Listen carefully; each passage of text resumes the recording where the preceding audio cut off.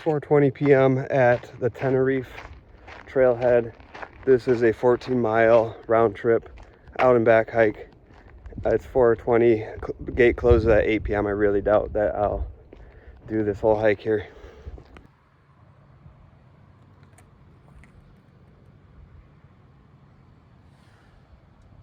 So far I've made it this far before becoming distracted, but actually I don't think any of these black raspberries are good to pick right now. At first glance I thought I saw one that was, but they actually look really dried out.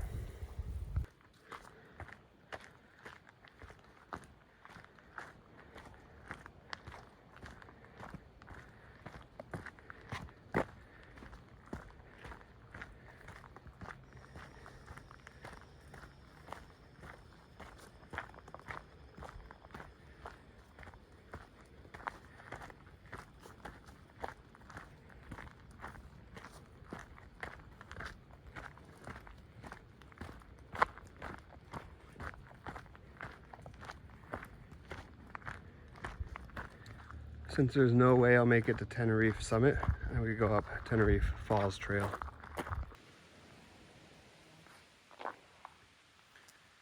It's 4:54 now. I'm guessing I may be within a mile to a mile and a half of the falls.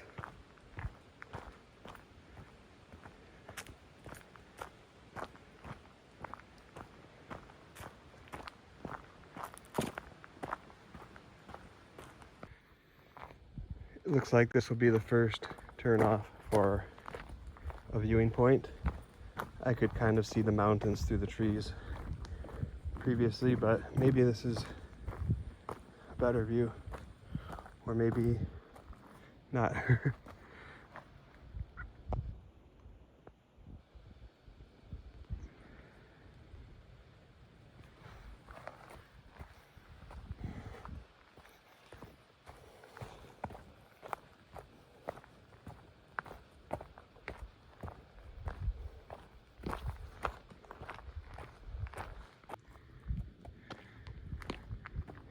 Oh, how funny.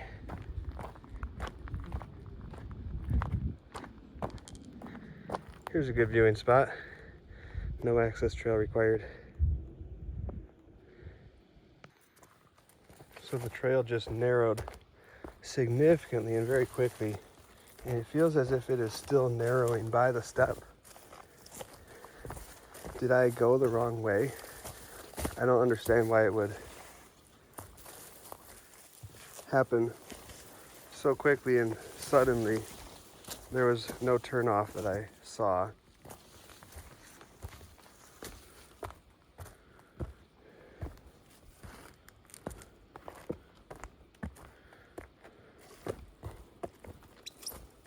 Nor any point of interest or other distinction. It just suddenly began to quickly narrow.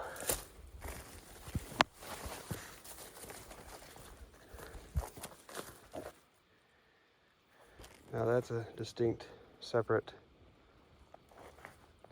trail.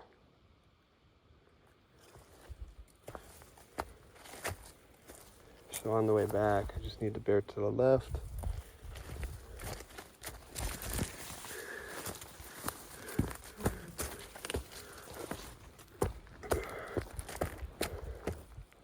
Now it goes up there, or it goes over here.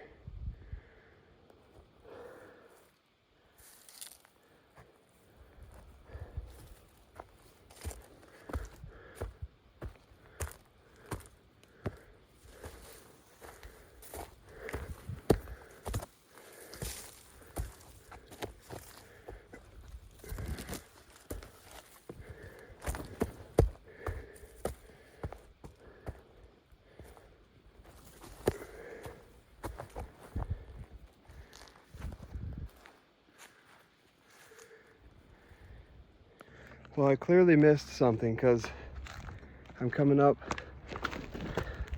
on the actual trail right here. Clearly this is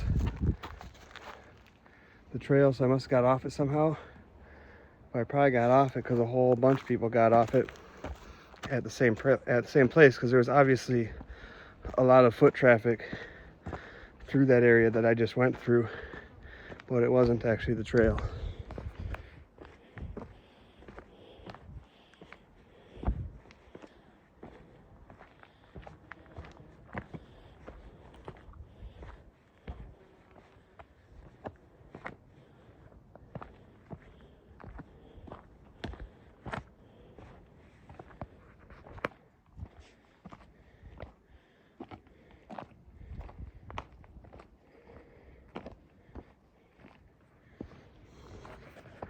I think I can kind of hear the waterfall now off that direction.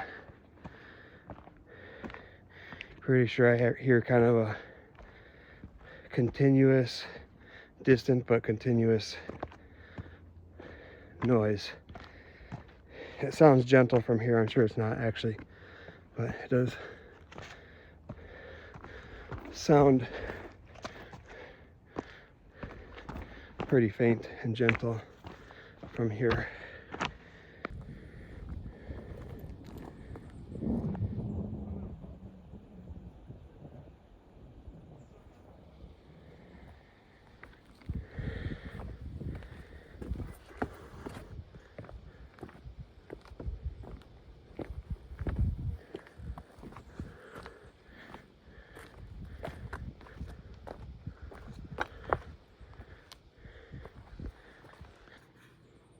.5:20, so exactly an hour after I started, and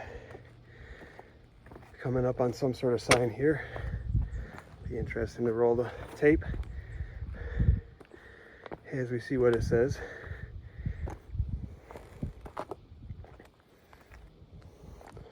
Hopefully I'm still on the right trail.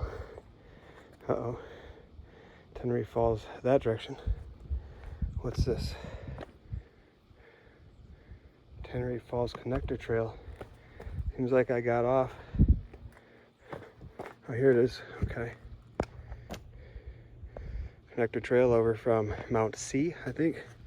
And here's the trail. So I am on the right trail, but it doesn't say how far, which is disappointing.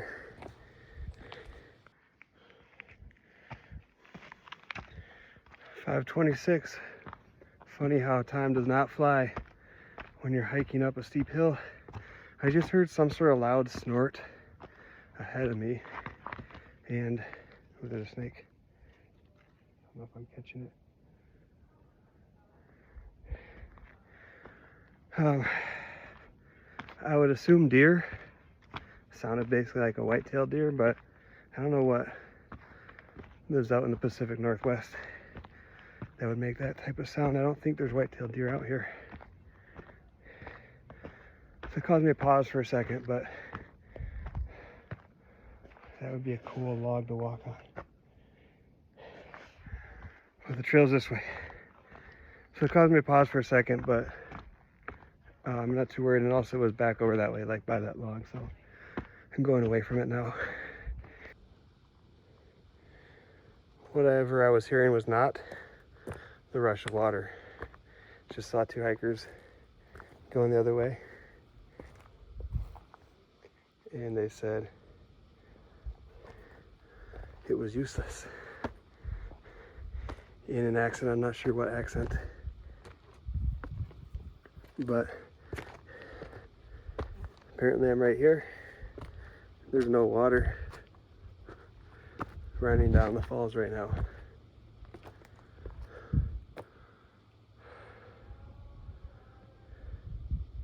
But made it to the end of the hike, which was, I believe, about 3 miles in. Possibly just over. I just downloaded an app. I'm not sure. Not sure if the app remained on when I closed the screen. We'll find out. So I reached the waterfall at 5:40, an hour and 20 minutes after leaving the parking lot and the app said 92% of my 3-mile goal completed. So if you want to do the math on that, I think that'd be like 2.7, 2.8 miles. And heading back, hoping to make slightly better time on the way back. It's pretty steep to run a lot of this, but some of it's pretty good. I'm gonna try to run a fair amount on the way back while staying within my ability level here.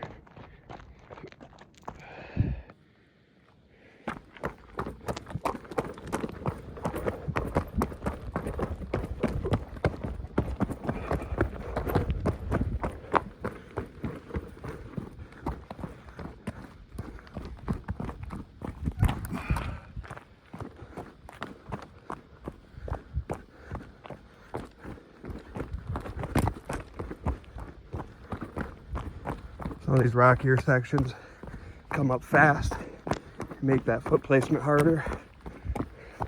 So it's a quick slow down.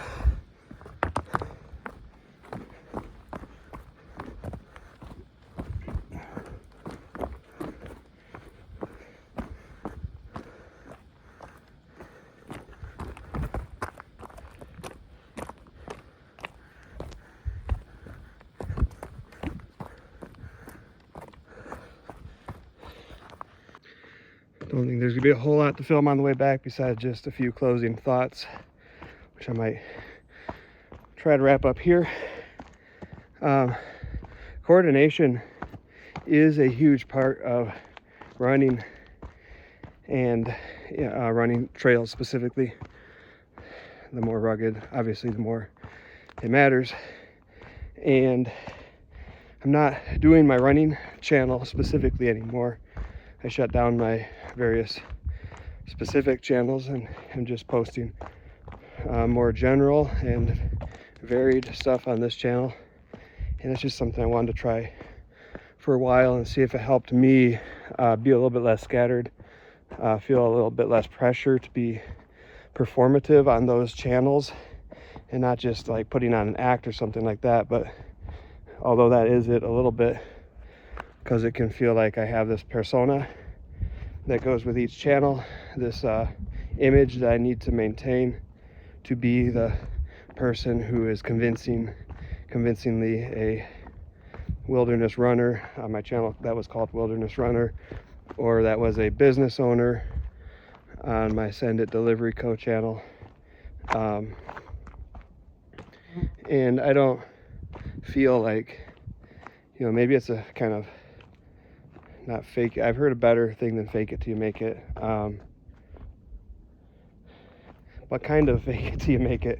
Maybe it's a kind of fake it till you make it thing, but I don't feel like a business owner, really. I don't feel like a wilderness runner.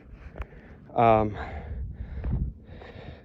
a little bit more interested in becoming that wilderness runner than I am necessarily in becoming a business owner. But once you get past the kind of mental block of being a business owner, of owning a business, of operating a business, of trying to make a business work, of trying to make money by doing something that you work out directly with other individuals rather than by going into a 9-to-5 job, let's just put it that way. There is kind of a mental block there. You feel like, why am I doing this? Why don't I just get a, quote, job? And it's not like I'm not working, not like I'm not working harder than people who clock into a 9-to-5 for the most part. It's just this question mark. Am I actually allowed to do this? Is this real? And that persona that can go along on that channel kind of contributes to that. Feeling like, I'm trying to look like a business owner is supposed to look and act like a business owner is supposed to act. And then that feels fake, and that actually creates a mental block, creates this feeling that I'm, not being real, and that's not a good feeling. So it makes it I think it is an obstacle to actually doing the process well. So anyways, I decided to just kind of stop all those separate channels. But the other part, performative, was just the need to post videos on each channel and feel like I was always losing focus on one channel or another, which is kind of inevitable when you're trying to do as many things as I've been trying to do. But just this feeling like I wasn't doing any of them well. And so I thought I'd try out just making my own channel and just posting stuff on it that's still going to involve running in the wilderness as much as possible, because it's something I want to do. It's going to involve growing my business, hopefully, because that's something I want to do. I want to see it be a successful, thriving, financially beneficial business that serves people well. I don't care if you use the word business or not. I want to be able to live comfortably and be happy while doing things that contribute to other people's comfort and happiness as well. And I think that's the basic premise of, a well-intentioned business. But I'm not sure we need to use that word or that concept. What if I'm just doing things? What if I offer what I can offer, what I can do, what I'm able to do, what I have time, space, and the right equipment to do. People can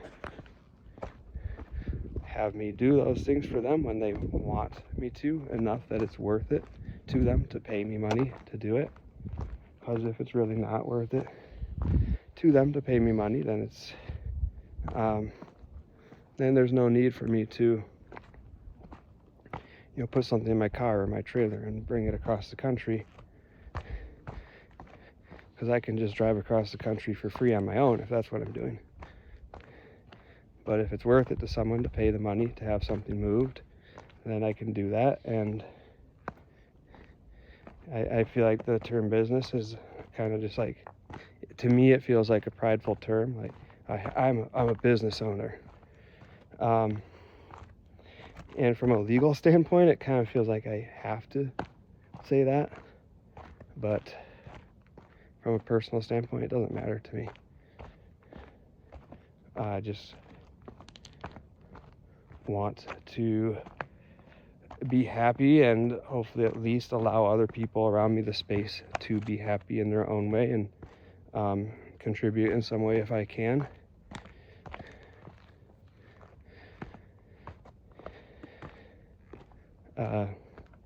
But really, I think we start to make up, or we start to say those things like, I want to contribute to other people being happy.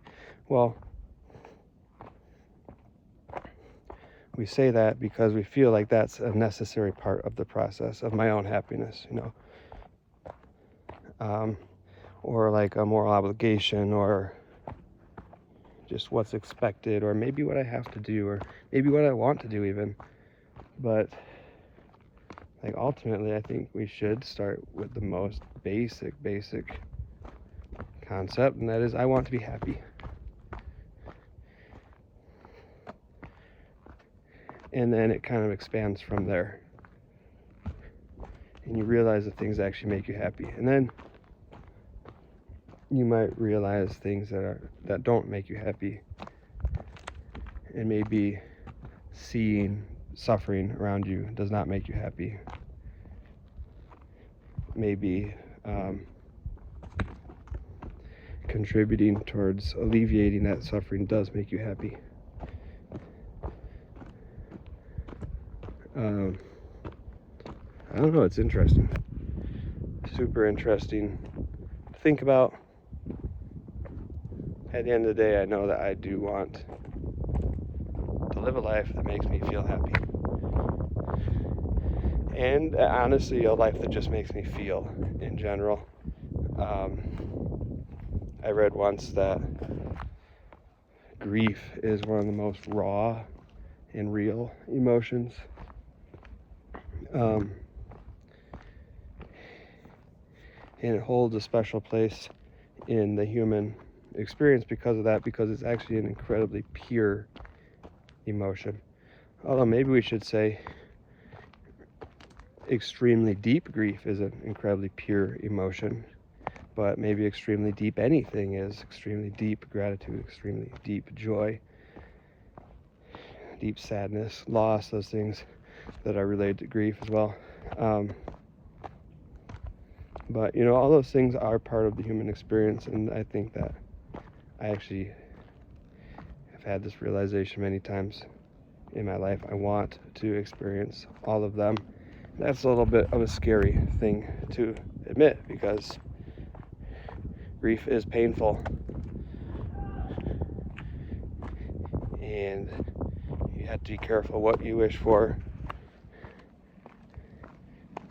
And I don't want to experience grief just for the sake of experiencing grief.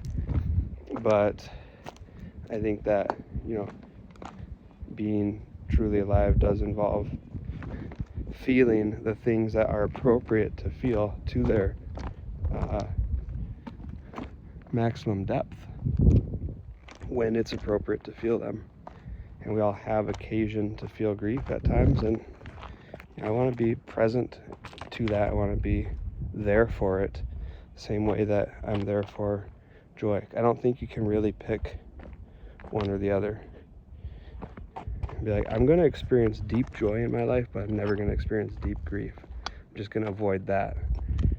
I think it's all or nothing. I think that either you are available and present to your emotions, all of them, whatever one it is at any given time, considering the circumstance, or you're not. I don't think you can turn on that emotion, that personal emotional depth. I don't think you can turn it on and off at a moment's notice. I think you can make really good decisions that can help eliminate some but not all moments of grief. You know, all that loss that we bring on ourselves through our decisions, we can eliminate some of it, but we'll still experience loss in some way at some time. But that's just my thoughts. I think that's enough of them for today. And I'm going to see about getting down here and continuing on the drive towards Eagle, Idaho, which is my next stop. Not scheduled until tomorrow at 2 p.m. So I've actually given myself a really comfortable pace on the drive back from Washington to Michigan, with a few stops for my business along the way, and also the intention of a few spontaneous stops for experiences like this along the way as well. I believe that these are called foxgloves. Someone correct me if you know that I'm wrong.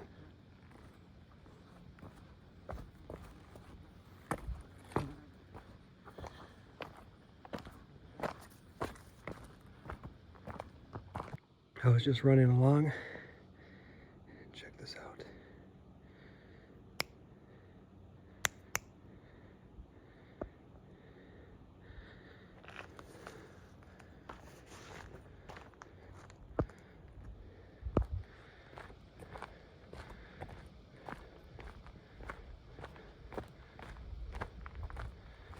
It's an owl, so it could be looking so far the other way. There it is.